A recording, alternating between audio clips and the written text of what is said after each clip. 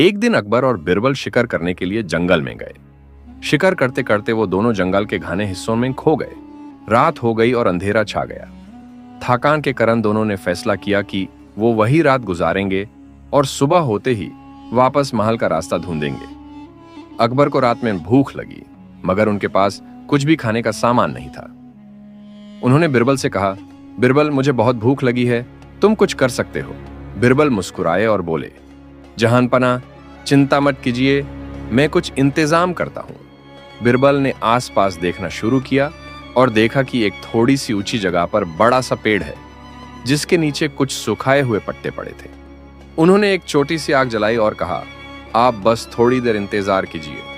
फिर बिरबल वहां से थोड़ा दूर चले गए और कुछ देर बाद एक सुखाए हुए बकरी की खाल लेकर वापस आए। उन्होंने खाल को आग पर रख दिया और कहा, जहानपना, अभी आपको भूख का इलाज मिलने वाला है।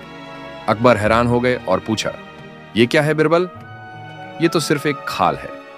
बिरबल मुस्कुराते हुए बोले, जहानपना, ये खल नहीं, बल्कि मेरे समझदारी का इम्तिहान है। आप बस देखिए। बिरबल ने खल को आग के पास रखा और थोड़ी देर बाद उसमें से धुआं निकलने लगा, जिससे दूर तक चेतावनी महक फैल गई। थोड़ी ही देर में एक शिकारी कुत्ता जंगल से निकालकर उनके पास आया। उसके साथ एक हिरन भी आई जो इस महक से प्रभावित होकर आई थी।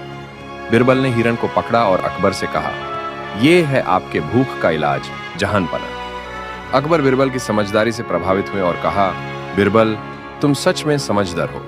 तुमने बिना किसी खाने के सामान के इतना अच्छा इंतजाम कर दिया। इस तरह अकबर और बिरबल ने हिरन को पकाकर भूख मिटाई और सुबह होते ही महल वापस लौट आए। अकबर ने महल पहुंचकर सबको यह किस्सा सुनाया और बिरबल की समझदारी की खूब तारीफ की।